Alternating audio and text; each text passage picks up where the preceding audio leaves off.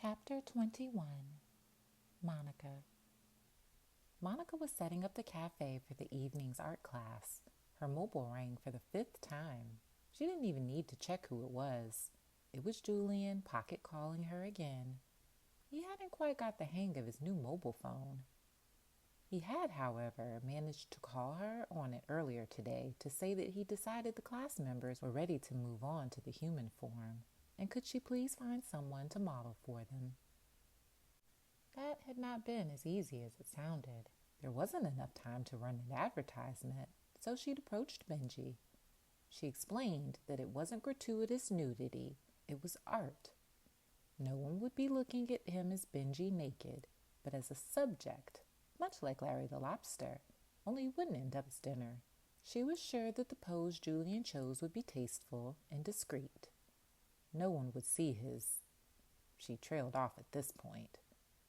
Finally, she'd resorted to offering him double overtime and an extra day off, and the deal had been done.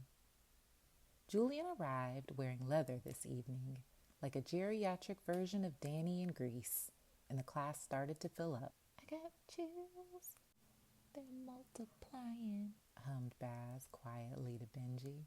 Benji didn't smile. He just lurked behind the counter, managing to look both nervous and mutinous. Once everyone had taken a seat behind a table, Julian handed out paper and pencils. "We're reverting back to pencil today, ladies and gentlemen, because we're moving on from still life to figure drawing. Before we start, please may I introduce you all to Mrs. Wu." Everyone called out greetings to the diminutive Chinese lady, who stood and bowed. She wasn't a great deal taller standing up than she had been sitting down. "Call me Betty," she said, somewhat ferociously. "Dear Benji has kindly agreed to model for us today," said Julian, once all the introductions had been done. "Can you come over here, Benji?" Benji sidled up to the group. Where should I take my clothes off?" he asked. "Clothes? Don't be silly, old chap. We only need to see your hands. No point running before you can walk. Here, sit on this chair and clasp this mug, interlocking your fingers. That's it. The hands are one of the most difficult parts of the body to draw, so for today, that's all we're focusing on." Benji glared darkly at Monica, wondering if he'd been set up. Monica glowered back, aware that she'd massively overpaid him for sitting in a chair fully clothed for 2 hours. Sophie and Caroline looked rather crestfallen. Sophie whispered something to Caroline, who snorted with laughter. Julian continued, seemingly oblivious to the undercurrents around him. Even the most experienced artists find hands difficult. Julian paused and raised an eyebrow, as if to convey that this obviously didn't apply to him. "Try not to think about what you know hands and fingers look like. Instead, look at them as a combination of shapes, edges, and contours. Think about how you can use your pencil marks to describe the difference between the flesh and bone of the hand and the hard object it's holding. And do please try not to make Benji's elegant fingers look like a bunch of bananas." Gradually, a peace settled over the class, only broken by the scratching of pencils and the occasional murmured aside or instruction from Julian. As the class drew to a close, Riley put his hand up. "What is it, young man? We're not at school, you know. You don't have to raise your hand," Julian said, looking very much like a stern headmaster. I'm planning a trip to Paris and was wondering if you could recommend some good art galleries to visit," said Riley as he lowered his arm awkwardly and ran his hand through the blonde frizz of his hair. Monica felt the treacherous knot in her stomach. It appeared whenever Riley mentioned leaving London. She wiped it out like a smudge on one of her cafe windows. She was living in the moment, she reminded herself sternly. "Ah, Paris. I haven't been for at least 20 years, said Julian. "So much to choose from. The Louvre is a must, obviously. The Musée d'Orsay and the Pompidou. Those would be a good place to start. He stopped, frowning in thought. You know what? We should all go. Class field trip. What do you say? Monica, who loved nothing more than a new project, chipped in. What a great idea! I could do a group booking on the Eurostar. If we book now for January, we should be able to get a good deal. I'll work out some costs and report back next week. In the meantime, the 10-pound supper tonight for anyone who's staying is courtesy of the wonderful Betty Wu. Crab meat and sweet corn soup, prawn and chive dumplings, and vegetable spring rolls, announced Betty. Beaming! Hand-round chopsticks, bowls, and soup spoons, please. Beaming? Whispered Monica to Benji. I know. Don't say a word, Benji replied. He's in denial.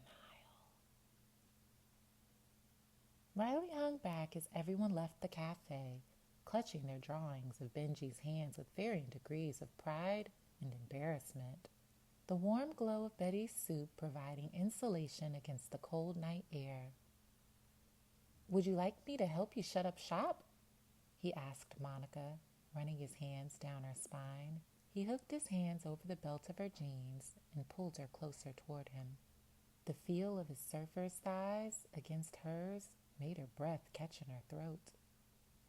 Thank you, she replied, wondering whether she should let him stay tonight, if he asked.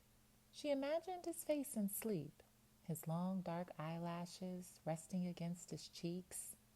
She pictured his dark limbs tangled in her crisp white bed linen. Her face felt so hot, she was quite certain she was blushing. She wasn't sure she'd have the strength to send him home. She walked over to lock up the till. Riley followed her, carrying a couple of stray glasses back to the bar.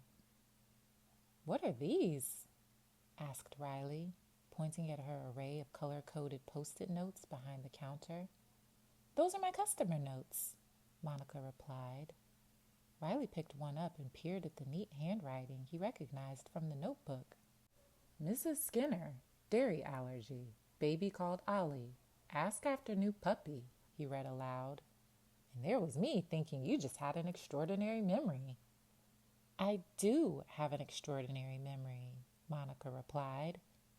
I wrote all those notes for Benji. Hey, I'm so excited about this trip to Paris, she said, distracting Riley before he moved on to her less charitable notes. Like, watch out for Bert, the Fulham Football Club fanatic. Use his hand to wipe nose. Use antibacterial wipes. Do you think everyone will come? I'm going to look up the best places to eat. There are just too many to choose from. You're going to love it, Riley. It really is one of the most beautiful cities in the world, she said, having swiftly substituted beautiful for romantic mid-flow. This was a cultural expedition, not a dirty weekend. Having said that, perhaps she could book a charming boutique hotel so that the two of them could stay on for an additional night. They could do a sunset walk along the Seine and eat warm pain au chocolat in bed for breakfast with strong coffee and freshly squeezed orange juice. She shook herself out of her reverie and noticed that Riley was distracted, looking over her shoulder. She turned around to see what had caught his attention. It was a postcard she'd pinned on the notice board.